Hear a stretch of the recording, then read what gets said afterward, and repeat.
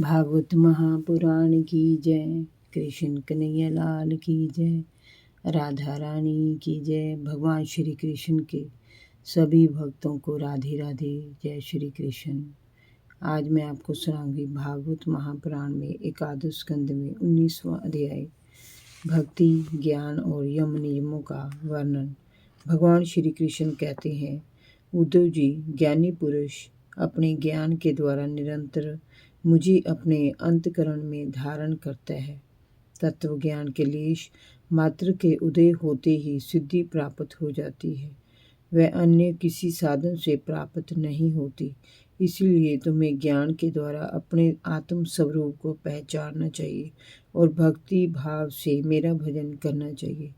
उद्धव जी ने कहा, हे विश्वरूप श्री कृष्ण, आप विश्व के स्वामी हैं। आपका ये वैराग्य और विज्ञान से युक्त सनातन एवं शुद्ध ज्ञान किस प्रकार से प्राप्त हो, उसे कृपया मुझे समझाइए। प्रभु, आपका ये सेवक संसार रूपी अंधेरे कुएं में पड़ा हुआ है। काल रूपी सर्प इसे डसने को तैयार है, फिर भी विषय भोगों की तृष्णा मिटती नहीं है। ज्यों ज्यों मैं इसे तृप्त करता हूँ, त्यों त्यों ये बढ़ती जाती है। आप कृपया मेरा उद्धार कीजिए।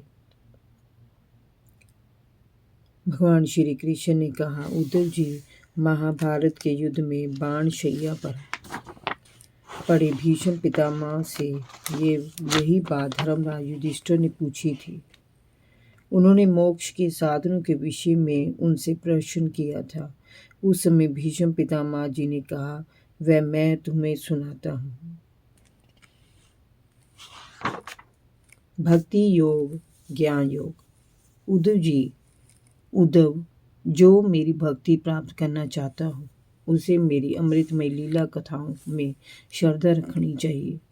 निरंतर मेरे नाम और लीला कथाओं का श्रवण कीर्तन करते रहना चाहिए। मेरी पूजा निष्काम भाव और पूर्ण निष्ठा के साथ करें। वह मेरी पूजा ही नहीं, मेरे भक्तों की पूजा मुझसे भी बढ़कर करे। समस्त प्राणियों में वह मुझे ही देखे और उनसे प्रेम करे। अपने एक एक भाव अनुभव को मेरे लिए प्रकट करे और अपनी वाणी से मेरे गुणों का ही गान करे। अपनी समस्त कामनाओं का त्याग कर दे और अपने समस्त कर्मों को मुझे ही समर्पित कर दे। उद्धव, जो मनुष्य इन धर्मों का पालन करते हुए मेरे प्रति आत्मनिवेदन करता है, उसके हृदय में मेरी प्रेममय भक्ति का उदय होता है। जिसे मेरी भक्ति प्राप्त हो जाती है, उसे फिर किसी वस्तु की आवश्यकता नहीं रहती। इस प्रकार से धर्मों का पालन करने से चित्त में जब सत्व गुणों की वृद्धि होती है और वह शांत होकर आत्मा में लग जाता है, उस समय साधक को धर्म, ज्ञान, वैराग्य और ऐश्वर्य सबद ही प्राप्त हो जाती हैं। किंतु जब संसार के मोह में साधक फंस जाता है, तब उसके धर्म, ज्ञान आदि लुप्त हो जाते हैं। उसका जीवन अधर्म और अज्ञान तथा मोह का घर बन जाता है। जिससे मेरी भक्ति हो वही साधन धर्म है। जिस साधन से ब्रह्म और आत्मा की एकता का साक्षात्कार हो वही ज्ञान है। विषय वासनाओं से तटस्थ और निर्लेप रहना ही वैराग्य है और अनिमा आदि सिद्धियां ही ऐश्वर्य है। यम नियम साधन। उद्धव जी ने पूछा, हे रिपुसूदन, यम और नियम कितने प्रकार के हैं? श्याम और दम क्या है? तितीक्षा और धैर्य क्या है? दान, तपस्या, शूरता, सत्य, रित और त्याग के स्वरूप क्या है? पुरुष का सच्चा बल क्या है? अभीष्ट धन कौन सा है? यज्ञ किसे कहते हैं? भग किसे कहते हैं? लाभ क्या है? उत्तम विद्या, लज्जा, श्री, सुख दुख क्या है? पंडित और मूर्ख के लक्षण क्या है? सुमार्ग कुमार्ग के क्या लक्षण है? स्वर्ग नरक क्या है? क्या भाई बंधु किसे माने? घर क्या है? धनवान और निर्धन किसे कहते हैं? कृपण कौन है? ईश्वर किसे कहते हैं?